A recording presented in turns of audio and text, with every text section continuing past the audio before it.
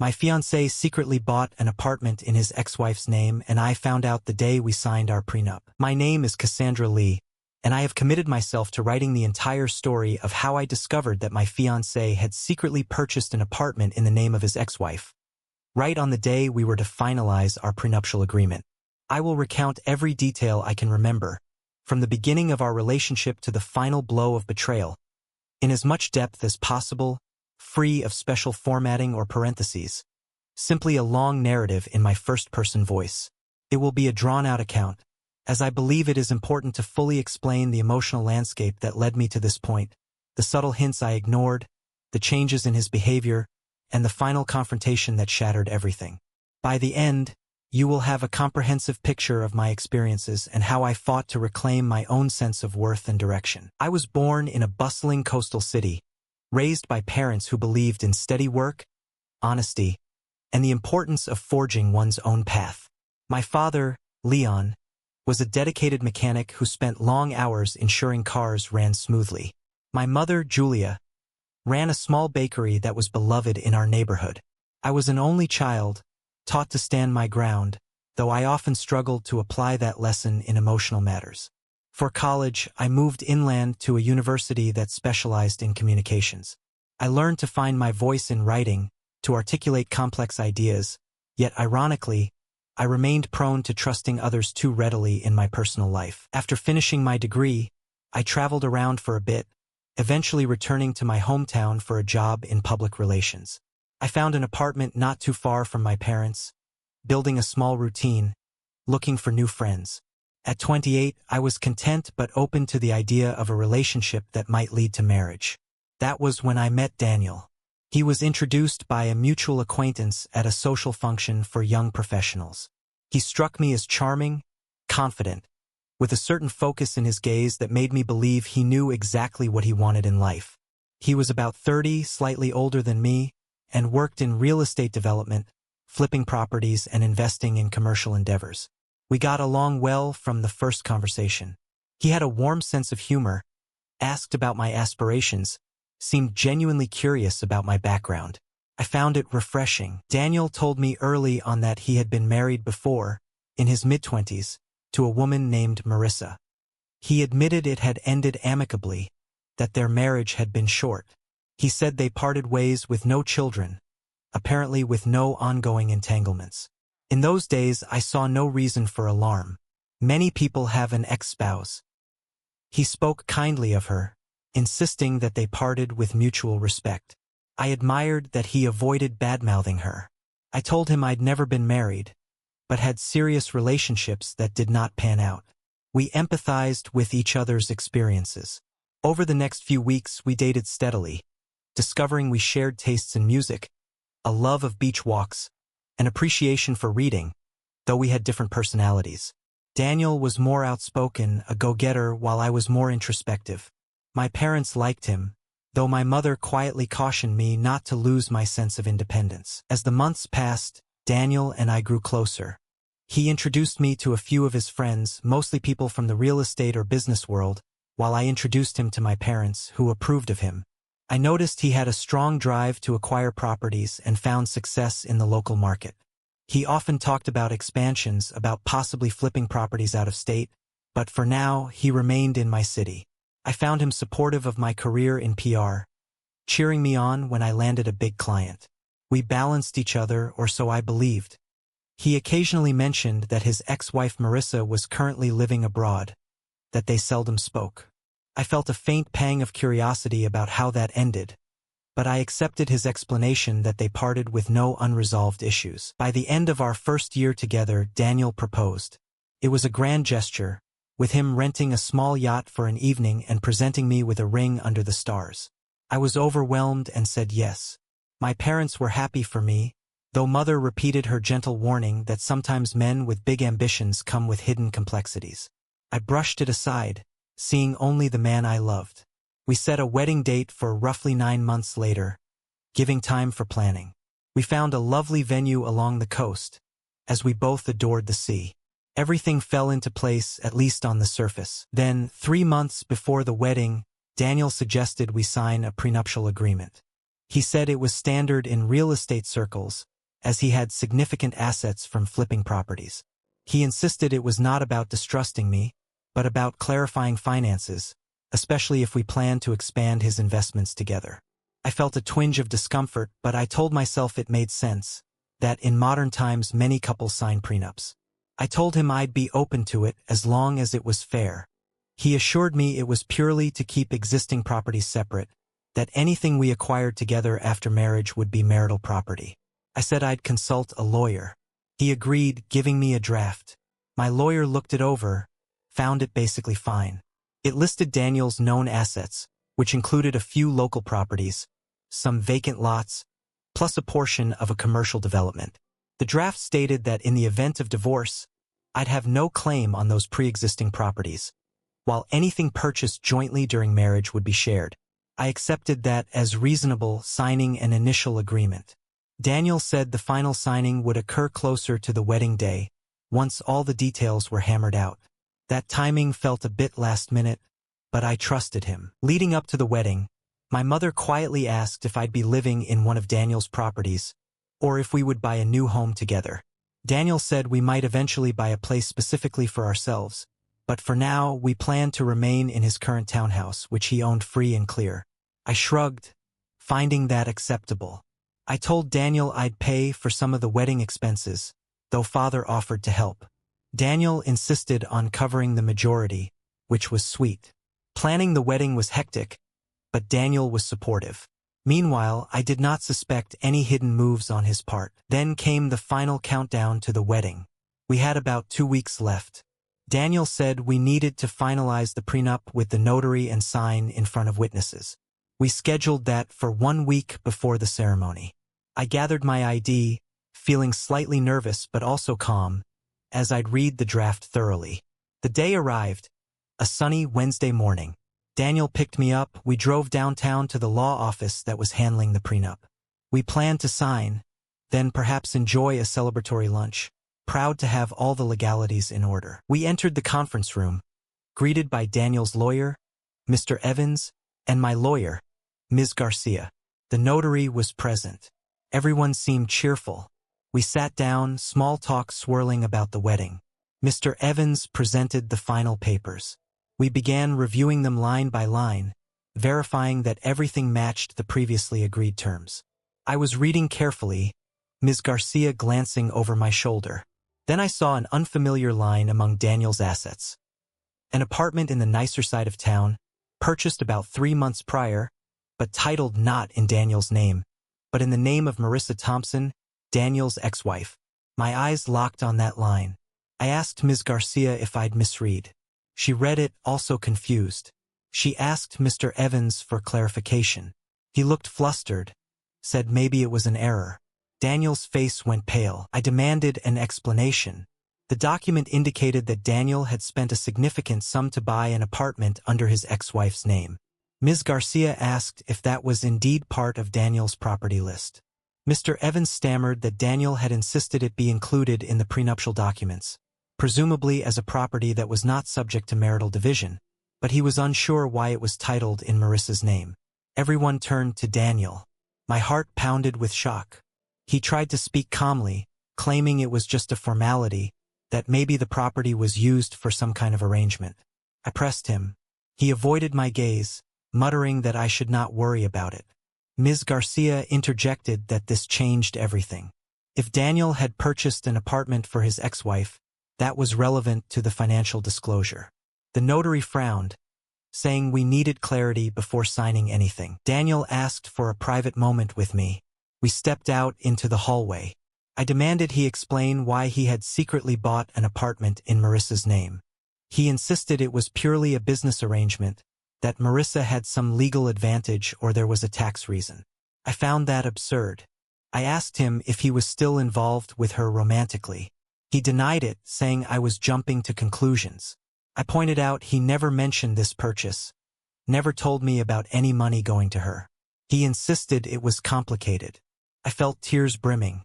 We were about to sign a prenuptial agreement, and I was discovering that a large chunk of his funds went toward an apartment for his ex-wife.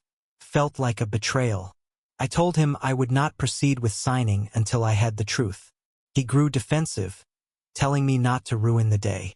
I refused to budge. We re-entered the conference room. Ms. Garcia stated that we needed a thorough explanation. Mr. Evans looked uncomfortable, flipping through some documents, claiming that yes, Daniel had purchased the property, but it was titled in Marissa's name, presumably for an arrangement that had yet to be fully explained.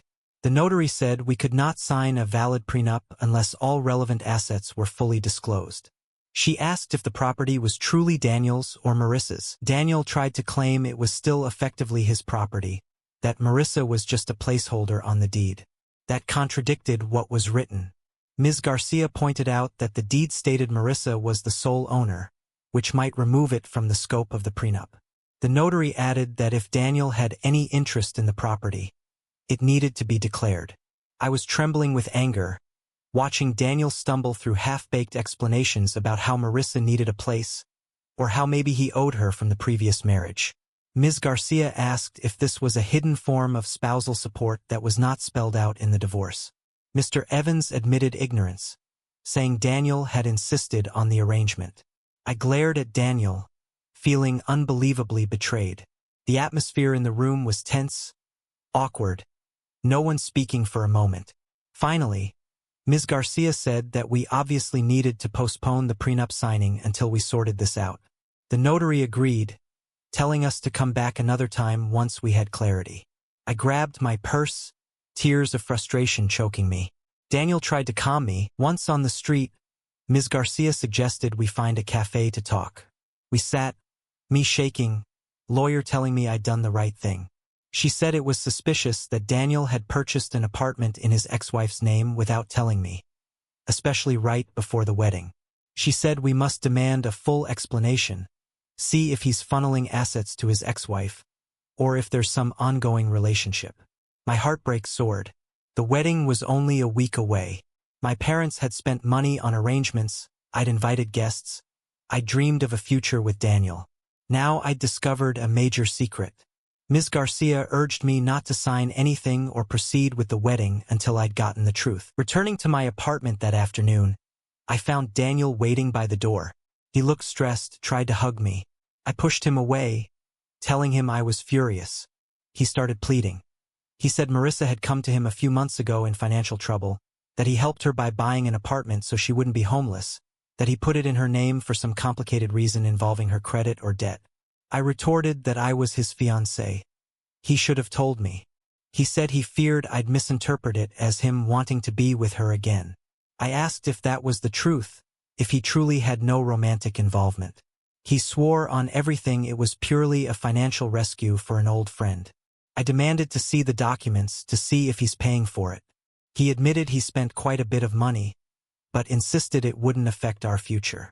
My mind raced, recalling all the times I'd asked him about big purchases, how he never mentioned this. I told him I'd not sign the prenup unless he retitled or sold that apartment, removing Marissa entirely. He hesitated, claiming he'd made an irreversible arrangement. I felt sick. He insisted I'd eventually see it was harmless.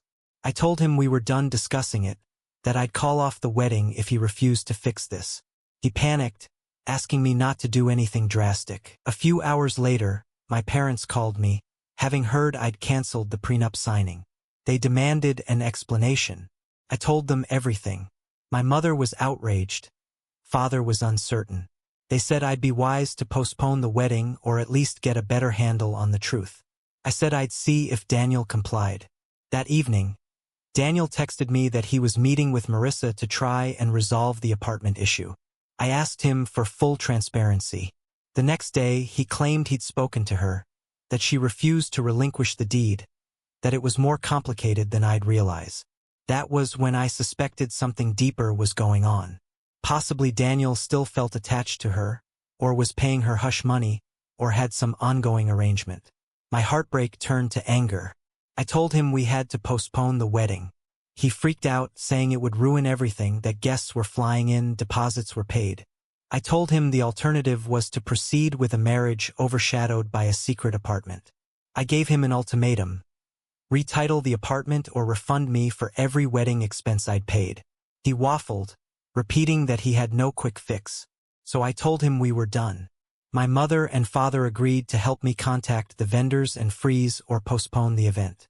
The heartbreak cut me deeply, but I refused to be manipulated. Daniel tried a gentler approach, sending me flowers, begging me not to call it off, promising he'd fix it eventually.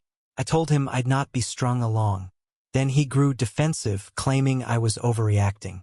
We ended up in a yelling match on the phone, me asking if he was back with Marissa. He denied it, said I'd become paranoid. But I reminded him that the only reason I discovered the apartment was because it showed up in the final prenup documents. He fell silent, then hung up. That night, he hammered on my apartment door, but I refused to let him in. My father told me I'd done the right thing, that a fiancé who hides property for his ex-wife is untrustworthy. I posted a brief notice to certain social media that the wedding was postponed. People asked why, some relatives freaked out. I confided in close friends about the betrayal, how Daniel had purchased an apartment for his ex-wife. Everyone was stunned. Some guessed maybe he was forced to do so from their divorce settlement. He never told me that, though. I tried to glean more info from mutual acquaintances, but no one had answers. Daniel eventually texted me that Marissa was threatening him with some blackmail, and that was why he gave her the apartment. I demanded proof. He refused to show me. I realized I'd never get clarity. Meanwhile, father told me not to waste more emotional energy on a liar. My heartbreak was heavy, as I'd loved Daniel deeply, but I'd lost trust. The day that was supposed to be our wedding arrived. I spent it alone in my apartment, ignoring my phone, tears of sorrow at what might have been. By then, I'd canceled or postponed what I could. Some guests were confused, but my friends rallied around me. My mother came by with food, hugging me. I told her I'd never take Daniel back unless he fully explained. She said she'd support me no matter what. Over the next week, Daniel kept calling, telling me he was ready to talk. I was reluctant, but I still had some lingering hope that maybe there was an innocent explanation. So I agreed to meet him in a neutral setting.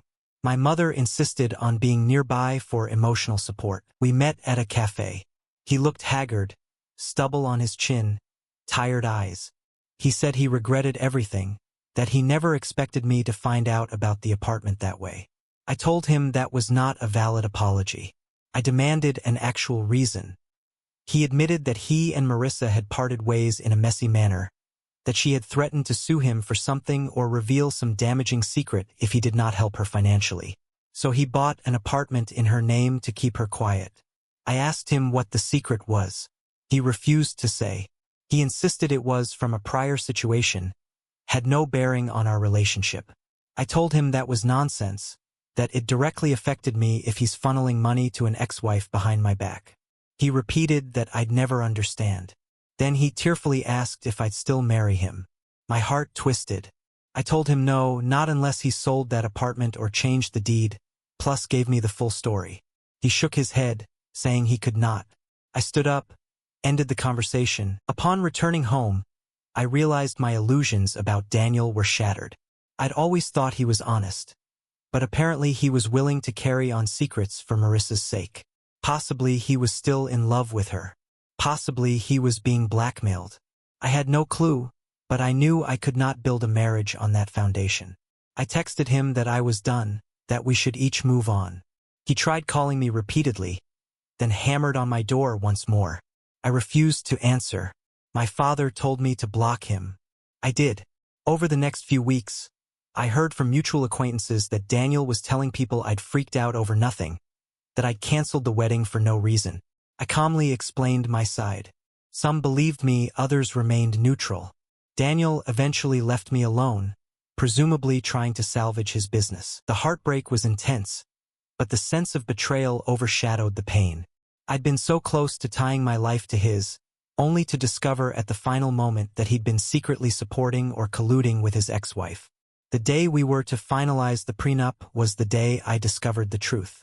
If I'd never read the final schedule of assets, I'd have walked blindly into a marriage with a man hiding major financial entanglements with Marissa. I felt gratitude that I'd uncovered the lie in time. My mother told me I'd escape a lifetime of sorrow. She was right. Over time, I found acceptance. Months turned into a year. I'd occasionally see Daniel's name in local real estate circles, but I never reached out. I learned from a friend that Marissa had ended up renting out that apartment, presumably living off Daniel's money, or so rumor had it. Another rumor said Daniel tried reconciling with Marissa, but I'm unsure if that ever happened. As for me, I overcame the heartbreak. I advanced in my PR career, found new hobbies, traveled. My father and mother supported me emotionally. I realized I'd grown stronger from the ordeal. Over time, I started dating again, far more cautious about finances and honesty. I told this entire story to a coworker, who was stunned. She suggested I document it in writing, to warn others about how hidden assets can appear at the final hour. That is what led me to write this massive account. I remember each detail vividly. How confident I felt driving to the law office that morning, believing I'd sign a straightforward prenup. How I glimpsed that line about an apartment in his ex-wife's name. How the entire room fell silent, the tension swirling, Daniel's pale face, the shame and anger flooding me. I recall how I walked away, tears pressing behind my eyes, determined not to let him spin the story. That day changed my life. My father told me I'd remain single for a while, but I'd keep my dignity. He was right. A year later, I'm single, stable, and proud that I refused to compromise. As I approach the conclusion of the story, I reiterate that I'm writing it in plain English, describing everything in my first-person voice, avoiding parentheses or extraneous formatting. It is a reflection of how swiftly illusions can crumble, how discovering a single line in a legal document can upend a wedding. My fiancé secretly bought an apartment in the name of his ex-wife, and I discovered it on the day we were meant to finalize our prenuptial agreement. That revelation ended the engagement, shattered my trust, and set me on a new path of self-reliance. I share it to remind anyone reading that thorough honesty is crucial, that no romantic dream should overshadow the necessity of verifying the truth about a partner's finances or ties to an ex. I overcame heartbreak by refusing to sign that contract, refusing to tie myself to a man whose loyalty was split or compromised. If there is a moral, it is that love must not blind us to hidden entanglements. We have a right to walk away the moment we see deception. That is the entirety of my story. If you find parallels in your own life, let my experience be a cautionary lesson. I stand here now, unwed but unburdened by secrets, building a future on my own terms. Yes, it hurt profoundly to cancel the wedding and lose the man I thought I loved, but it would have hurt far worse to marry him and discover later that his ex-wife was a secret beneficiary of our finances, or that he had deeper reasons for funneling money to her. I survived, grew stronger, and refused to let one betrayal define me. I close this account with a sense of closure, hoping others will learn from my journey. I remain grateful that I found out the truth before it was too late.